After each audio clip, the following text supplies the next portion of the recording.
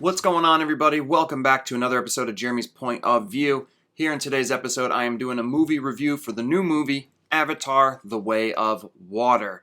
This has been 13 years in the making, and James Cameron finally brings us his long-awaited sequel to the original Avatar movie. So before we dive into my review, let's go ahead and hit that like button, subscribe to the channel. I really appreciate it from each and every one of you guys. And also, please, check out the description box below. I've got my Teespring store link there, and I've also got today's sponsor, which is Arcadian. Arcadian makes fantastic goat's milk soaps, beard oils, bath bombs, body sprays, fantastic line of products. There's a men's line and a women's line, and if you're looking for a last-minute gift for the holidays, use my code JeremyPOV10, and you can save 10% off your order today. Now let's go ahead and dive into this review.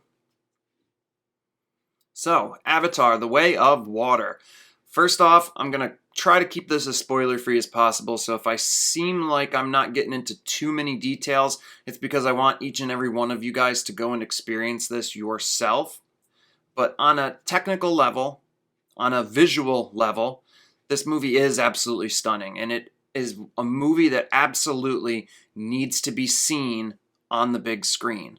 You know, when I first saw the first trailer, I kind of thought about it, and I'm like, does this really look that much better than the original Avatar? I mean, I know graphics and CGI and a lot of stuff has come a long way since the original Avatar, but the original Avatar was stunning in its own right for the time.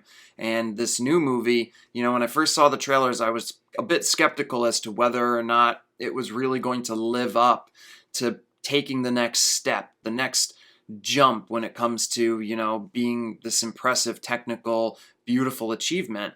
And I can tell you guys, you notice the difference the most when you're seeing this on the big screen. This is a perfect example of a film that is made and designed for the movie-going audience. The bigger the screen, the better. You guys are going to be absolutely amazed, especially when we get into the water scenes. The water scenes are where I really feel like this film stands out and sets itself apart from the original Avatar. There's some stuff where I watch it and I'm blown away. I don't know how James Cameron does it. He really is, you know, revolutionary when it comes to directing a film, when it comes to, you know, making these Avatar films as stunning as possible. James Cameron has done it. Now, I know a lot of people are going to be discussing this. The original Avatar movie gets a lot of shit. I know that because of how simple the story is. You know, it's basically Pocahontas, Fern Gully, whatever.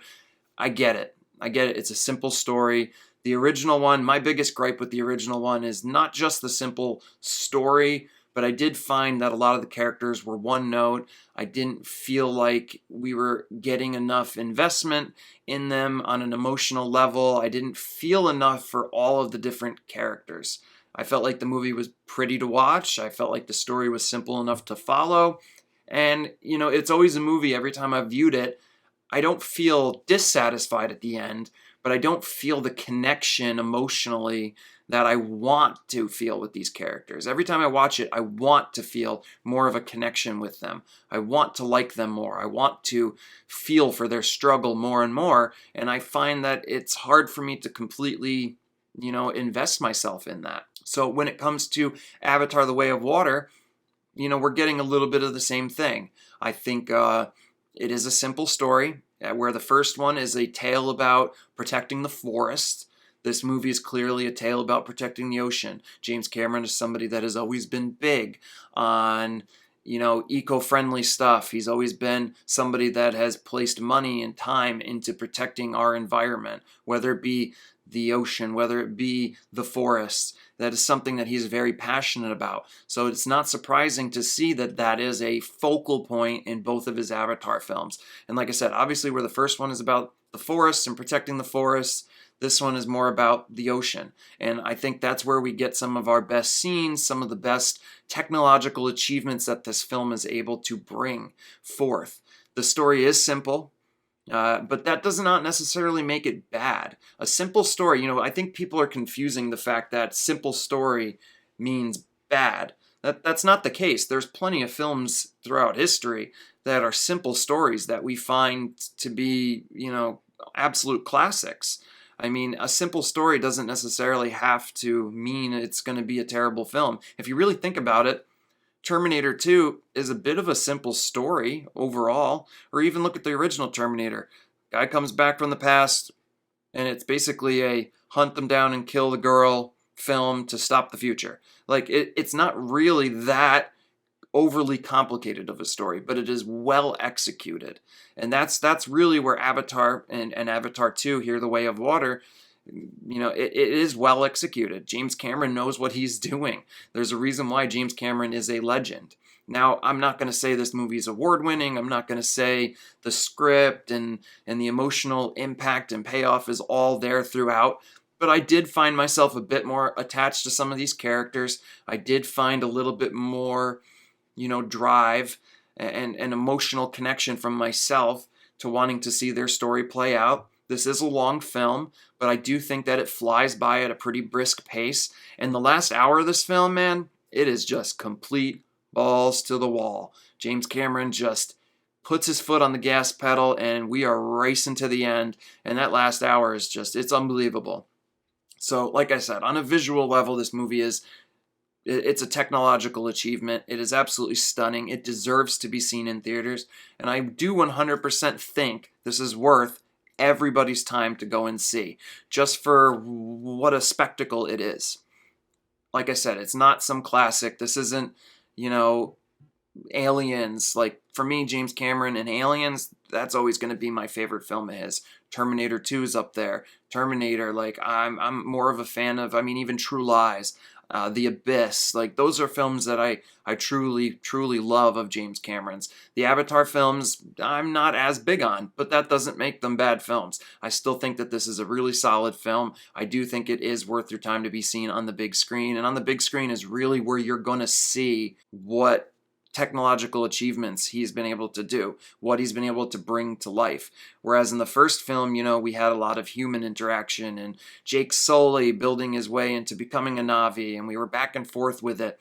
In this one, we've got a lot more, it's more into the Na'vi people, it's a lot more visuals, it's a lot more CGI and that kind of built world. But it really is stunning, and the water scenes, those are really where it shines ultimately. And James Cameron always doing different things with the camera. He's always finding new techniques, new things that he can do that are innovative, that you watch on film and you say, how the hell did he do that? And I think it's a solid film, man. That's really all I got for you guys without going into any kind of spoilers or anything else. It is a simple story, but I do think it's worth your guys' time. So I think you guys should definitely check it out. If you have checked it out, let me know in the comment section below what you guys thought of the film. Also, please let me know in the comment section below, what are your top 3 or top 4 or top 5, whatever you guys want to do. What are your guys' favorite James Cameron films, ultimately? As Aliens, Terminator 2, are those ones above it? Do you find the Avatar films to be at the top of the James Cameron list?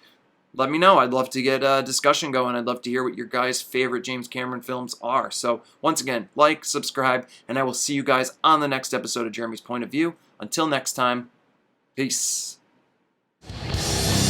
I suffer to survive. Now I suffer all this way. I suffer to survive. Now I suffer